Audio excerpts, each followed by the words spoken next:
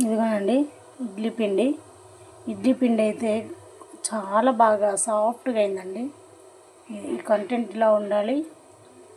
మళ్ళీ మన పిండి సగం ఉంచితే ఇక్కడ వరకు పొంగాలి.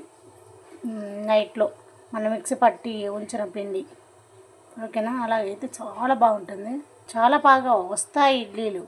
మిరపకాయలు అయితే ట్రై చేస్తున్నాం. పల్లీలు కూడా బాగున్నాయి. మళ్ళీ మిరపకాయలు చట్నీకి మళ్ళీ ఇడ్లీ కూడా అవుతుంది. మిరపకాయలు అయితే ఇలా వస్తాయి. ఎక్కువ ఆయిల్ వేసుకోవద్దు. ఆయిల్ ఎక్కువ వేసుకున్నాం అనుకోండి చిటపటలాడి మనం ముఖం మీద పడతాయి కదా, అందుకని ఆయిల్ మాత్రం కొంచెం. కానీ మిరపకాయలు చాలా వేగింది అనుకోండి టేస్ట్ ఉంటాయి. అందరు ఇలా పచ్చి పచ్చిగా పెడతారు కదా, లేదండి పచ్చి పచ్చిగా పెట్టద్దండి, టేస్ట్ ఉండదు. ఇలా మంచిగా ఏగితేనే చాలా వాసన బాగుంటుంది, అందులో రుచి కూడా బాగుంటుంది, ఓకేనా? మళ్ళీ పల్లీలు కూడా వేపుతున్నా ఆయిల్లో. మళ్ళీ పొట్టు ఎందుకండి వేస్ట్, అన్నీ పొట్టుతో తినాలంటారు కదా, అందుకనేసి పొట్టు వేపుతున్నాను.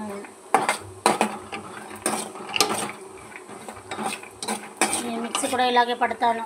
మీరు ఎంతమంది ఇలా చేస్తారో నాకు కామెంట్ బాక్స్లో పెట్టండి. పొట్టుతో చట్నీ. ఇదిగోండి కొన్ని ఎల్లిపాయలు కూడా వేస్తున్నాను. ఇక ఎల్లిపాయ అయితే ఓకే చిటపట్లాడుతున్నాయి. చిటపటా ఉంటున్నాయి. కలర్ చేంజ్ అయ్యాయి చూడండి, సౌండ్ వస్తుంది కదా, చిట. ఓకే ఇవే తీసుకుంటాను. కొంచెం జీలకర్ర, కొంచెం సాల్ట్ వేసాను. ఇక చట్నీ మాత్రం రెడీ అయినట్టు. ఇదిగోనండి పల్లీ చట్నీ,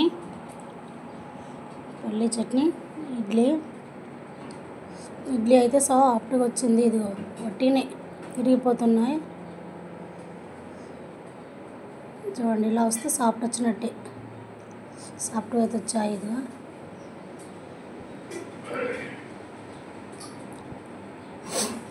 ఇదిగోండి నేనైతే తింటున్నా, మీరైతే అందరు తిన్నారా? లేదంటే తినని వాళ్ళు తినడానికి అయితే వచ్చేయండి, ఓకేనండి? ఆనండి, ఓకేనా? అనేసి నేనే తినేస్తున్నా. సూపర్. ఈరోజైతే ఇడ్లీకి వంక పెట్టేదే లేదండి, అసలు పెట్టరు కూడా. ఓకే ఇడ్లీ చట్నీ, ఇడ్లీ అంటే ఎంతమందికి ఇష్టం? ఇడ్లీలో బెస్ట్ ఫుడ్ అంటారు, కానీ ఇడ్లీ హెల్దీ ఫుడ్ అండి. బెస్ట్ ఫుడ్ కాదు కానీ హెల్దీ ఫుడ్. ఆయిల్ ఎక్కువ ఉండదు కాబట్టి తొందరగా జీర్ణం అవుతుంది, అంతేనండి, ఓకేనా? మీరైతే వచ్చేయండి. నేనైతే ఇడ్లీ చేశాను.